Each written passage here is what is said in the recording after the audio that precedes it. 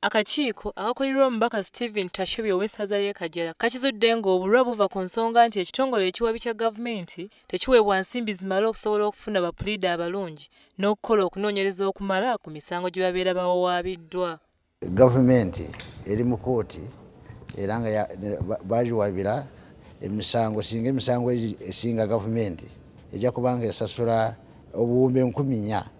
Ate gavumenti yona ekitongole ekigiwolereza Ministry ya Justice yagiwa biliyoni 1 ne miliyoni 8. Buli musango gavumenti yagubalira nti gujja kumalawo emitwalo 4 okusasula balooya, okubatambuza ensako zaabwe, kwegamba zino sente ntono nnyo kubanga on average kyandibadde nga kyetaagisa miliyoni 2 wa miliyoni 3 okuwoza emisango egyo.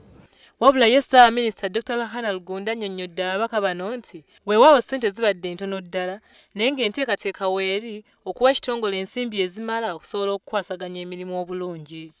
Tugezaako okulaba nti tufuna ssente kuyamba judiciary kukola defense era prosecutions nungi kulaba nti government ewangula cases.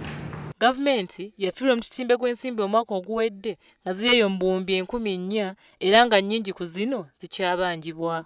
Ababaka basabye gavumenti okuwa ekitongole ensimbi mu bwangu basobole okutaasa omusimbi oguweebwa abantu.